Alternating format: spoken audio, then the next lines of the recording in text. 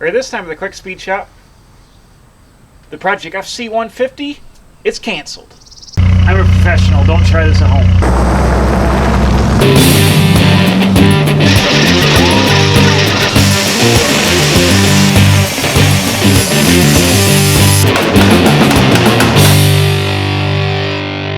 Okay, here we are, part 3 of this project. I've still got it all taken apart here in the driveway, and after a whole bunch of measuring and figuring and looking at the parts, we had that Wrangler out back. I've determined that, I think I told you in the last part of this episode, that I was going to talk to the owner. Basically, none of that stuff is going to work on this Jeep project, and we decided to pull the plug. I'm going to put this thing back to stock and probably sell it here coming up for the owner here when I get it back together. So it's one of the shortest lived projects I've had here, but I figured I'd take the time while this thing is apart to go through, and if anybody's going to do a project like this, I know there's some out there. Actually, Bleakman Jeep's building one right now. I think he's going on a TJ chassis, but I'm going to show you with the stock chassis some of the what do you call them? Some of the features of this FC-150 that make it very difficult to put a modern drivetrain in here if you use the original chassis and the original frame work and all that. I'm going to show you that. I'm going to show you how the steering works, show you why these axles are actually really good in these things. They're Dana 44s, front and rear, and show you my thoughts and what I think you could do if you wanted to do a project like this, to maybe go along the Restomod route but not go so far as to do a full chassis swap, but to work more what we got here. But for now, this one is done. The parts Wrangler, I ended up with that for my trouble working on this. I'm going to be doing a video series, going to do like a junkyard build on that Wrangler. Actually, it's going to be kind of exciting. I'm going to go to the junkyard, get a bunch of cheap banged up parts, slam them on there, throw some junkyard tires on there, and we'll take the thing out and go wheeling with it and see what we can do, see if we can break it or get it stuck or whatever. So that's going to be kind of fun. I like putting junk together just because. But in the meantime, let's take a look at this FC-150. Okay, so if you guys are working on one of these, the biggest hurdle, if you're using the stock chassis, is going to be the steering setup. You see down here, you've got a drag link coming down. The steering box is through the frame and up into the cab. And you've got a pitman arm here, and you've got a drag link going back here. And there is a bell crank mounted to this front cross member. This is similar to a bell crank that's used on the front of the M31A or M38A1s. They have something similar, but that steers in the back.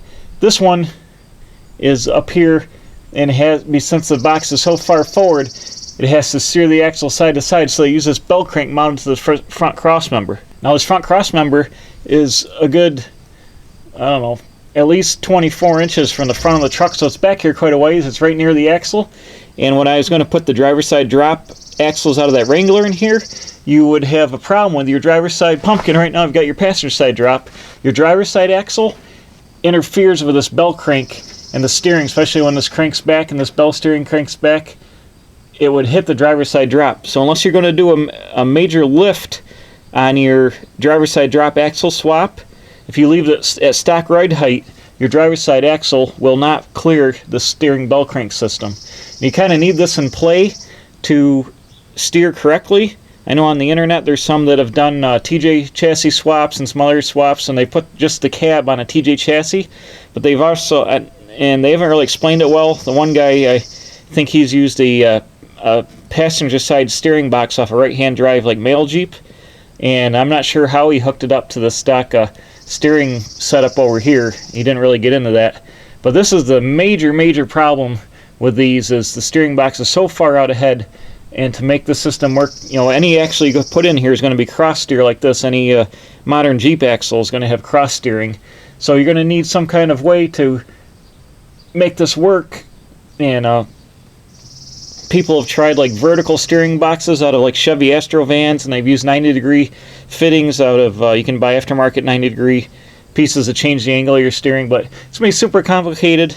I don't know how it would be with bump steer and things like that, so my suggestion is keep the right-hand drop axles. If you're going to do a swap, use a right-hand drop axle out of a Dodge or a Chevy if you want to do that, and that will give you plenty of clearance for the steering here. And in the cab here you can see The steering column comes down, there's the box, then it goes through the frame into that pitman arm which runs the drag link. And you pretty much have to have the steering box there because look where your seat is here, these brackets are the seat. You need the column to be down pretty much where it is. So steering is a definite issue on this cab forward design. Here's a shot of that bell crank from the rear. So if you had your passenger side axle here, you're definitely going to interfere with this. I'll show you how it works. That drag link uses this bell crank to turn the wheels.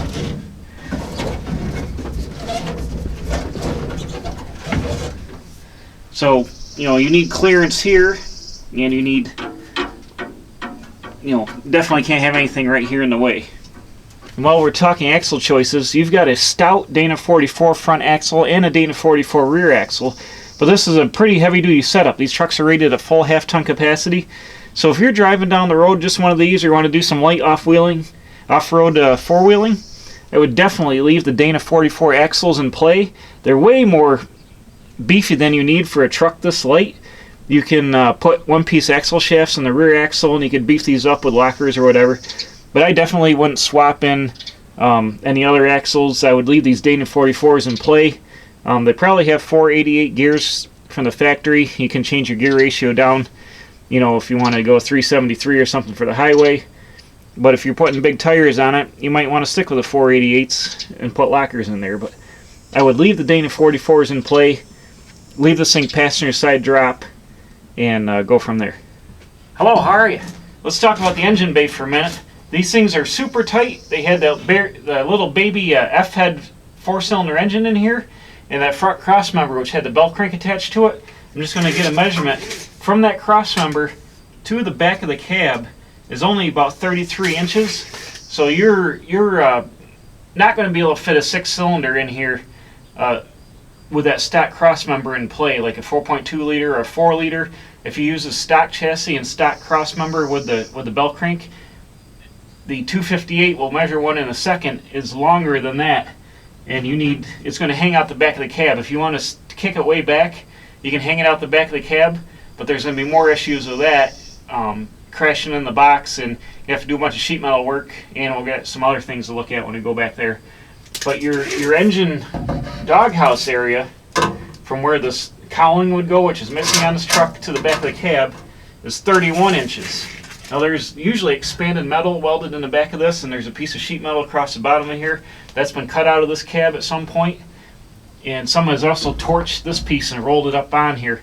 But there's not a lot of room, and you also got to figure that your radiator lays in the front of this with an air scoop at an angle. I don't have the radiator with this truck, it was missing, but the radiator would lay in here, and there was a pressure vessel on the water intake of the engine, the stock engine. So there's also things to consider, like fan height and stuff. I know that if you want to do like a small block Chevy transplant in one of these, a small block Chevy would probably fit at like, if you use a short water pump, I don't know what they are, like 30, 31 inches. You could probably just squeak that into the stock chassis, use the stock mounts, and then they have an adapters to go from a small block Chevy to the T90A transmission in this, or you could run a more modern style transmission, but we'll talk about that when we talk about the back of the chassis. So I think you could definitely put some kind of small V8 in one of these. The straight 6, I know that guys have done it on the internet with TJ swaps, but I haven't seen pictures of how they did it, how they took care of this cowling, where the engine went. Obviously, it didn't have the stock frame under it, so the engine was probably kicked ahead a lot farther. I'm not sure what they did to the radiator, but if you want to retrofit one of these on a stock chassis, I do not think a 6-cylinder will fit in here, and I'm just trying to make a video with some tips and tricks and what I've learned in this project to take this apart, some of the dimensions, and there's not a lot of info on these trucks out on the internet because they're kind of rare. So just want to take the time to make a video where I've got this apart so we can measure it, and hopefully you guys will find it helpful. Let's talk about chassis length here. We'll get a rough eyeball on the wheelbase on this thing.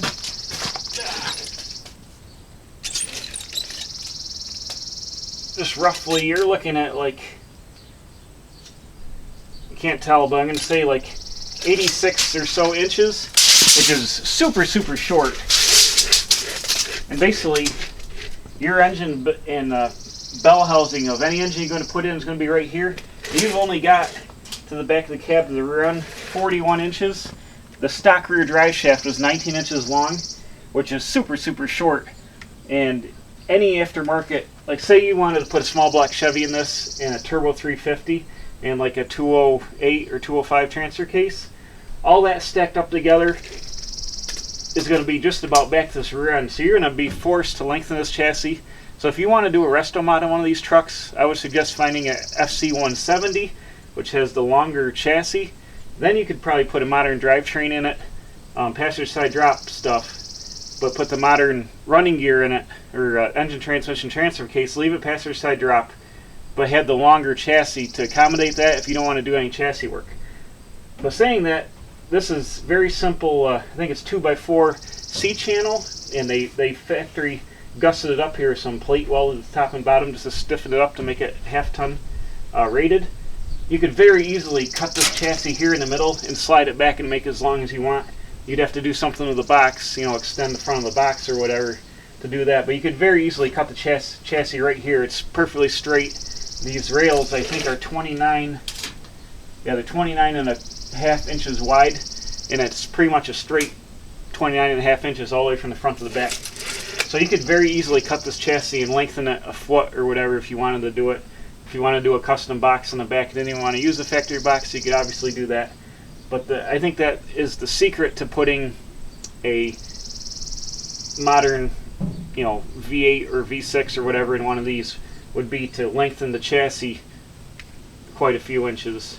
Like I said here, these got Dana 44 axles front and rear.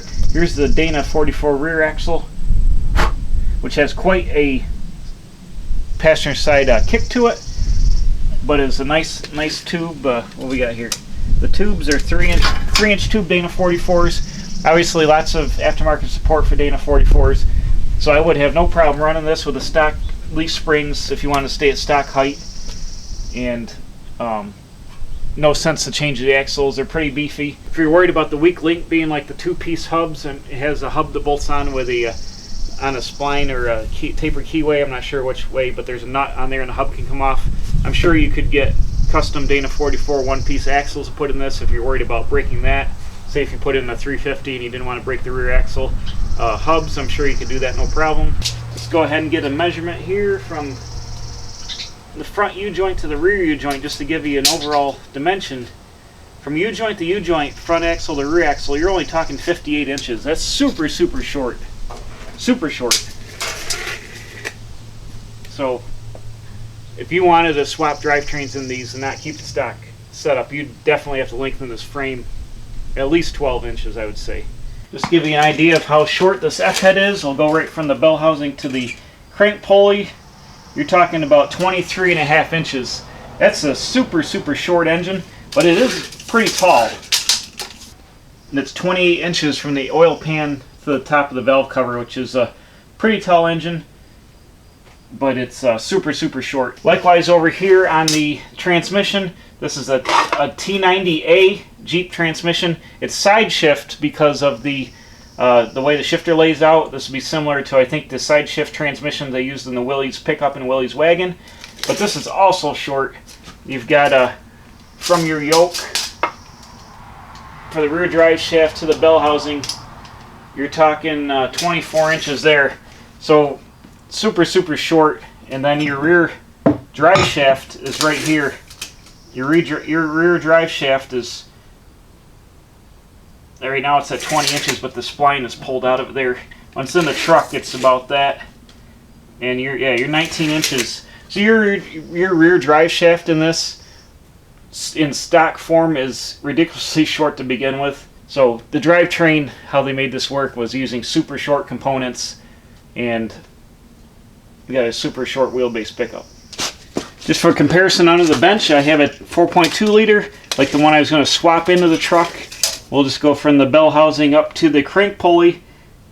You're looking at 32.5 inches. So that would only leave you 1.5 inches from that cross member to the back of the cab, and then the bell crank would hit the front of the engine when it turned, and the carburetor would hit the seat when it went in there, and then if I left the passenger side drop axles and move the engine over to clear the air cleaner, you would hit the oil pan and all that would hit the axle on this side.